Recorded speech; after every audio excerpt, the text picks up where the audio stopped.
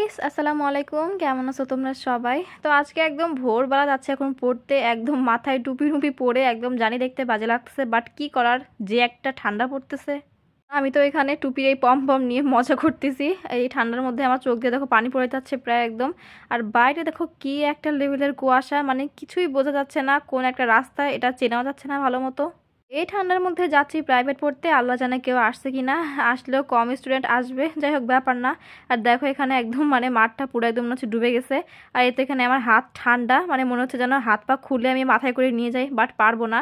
মাথা এরকম দিয়ে মানে একটু প্রতিবন্ধীর মতো লাগতেছিল। তোমার বান্ধবী বললো চুলটা ছেড়ে দিয়ে এভাবে দে, তাহলে ভালো লাগবে। যাই হোক বান্ধবীর কথাতে কিন্তু আসলেও সুন্দর লাগতেছে এরকম দেখতে। আমি এখানে একটু মজা করতেছিলাম। প্রাইভেটে যাচ্ছি যখন, তখন দেখলাম যে এখানে টেস্টি টেস্টি সেই পাউরুটি আর কেক। এখানে আমি দাঁড়াইছিলাম কেক নেওয়ার জন্য, তখন আমার বান্ধবী বলে দেখ পিছনে তোর পিছনে পাপ্পি। পরে কিউট পাপ্পিটা দেখলাম, পরে ওর দিকে যেতে না যেতে ওর আম্মু এসে চলে আসলো। পরে পাপ্পিটার আম্মুকে আমি একটু খেতে দিলাম পাউরুটি, আর ওই বাবুরও তো চলে গেছে ভয়তে একদম ওই গলির মধ্যে।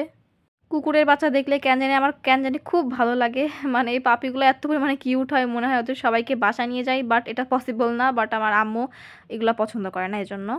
তো এখানে ওই কুকুরের বাচ্চাটাকে খাওয়ানোর জন্য ওই পাড়ে চলে গেছি। পরে বান্ধবী রাখলো যে প্রাইভেটে যেতে হবে, তো এই কুকুরটাকে খাওয়াই দেয়, তারপর চলে যাচ্ছে এখন প্রাইভেটে।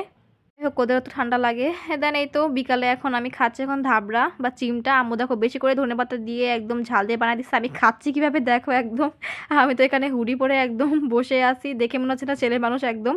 আর এই ছবিটা হচ্ছে আমার ক্লাস 5-এর ছবি। অনেক স্টোরি আছে, তোমাদের সাথে কখনো শেয়ার করব।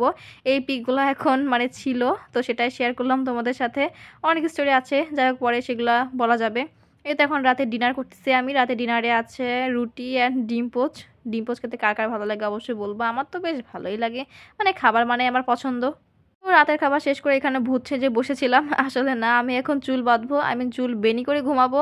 তো একটু দুষ্টামি করতেছিলাম। আর দেখো হুডি পরে আমাকে কেমন লাগতেছে, একটু আজীব লাগতেছে না? আসলে রাত্রে কিন্তু চুল বেনি করে ঘুমানোই উচিত, না হলে কিন্তু চুল ছিঁড়ে যায় বা অনেক সমস্যা হয়। চুল বেনি করে না ঘুমালে আমার আম্মু খুব রাগারাগি করে যে কেন তুই চুল বাঁধিস নাই। তো এখন আমি চুলটা বেঁধে নিছি, এই যে বেনি নিয়ে এখন খেলা করা শুরু করে দিছি। এই তো বেনি করার পরে এখন আমি সিরিয়াল দেখতেছি। এটা হচ্ছে বালবীর সিরিয়াল। এটা আমি দেখি সেই মানে ছোটোবেলায় দেখতাম, টিভিতে হতো, বাট এখন তো আর টিভিতে দেখা পসিবল না, তাই ফোনেই দেখতেছি।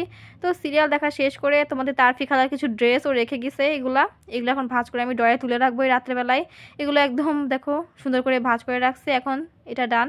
তারপরে ঘুমাই গেছি। তো আজকের এই ভিডিওটা তোমাদের কাছে কেমন লাগলো সবাই বলবা। তো আজকের মতো এটুকুই, সবাই ভালো থাকবো, সুস্থ থাকবা, সবাইকে আল্লাহ হাফেজ। কুকুরের বাচ্চা, যা যা যা যা দরকার, যা যা যা যা, আমি ভিডিও করতেছি।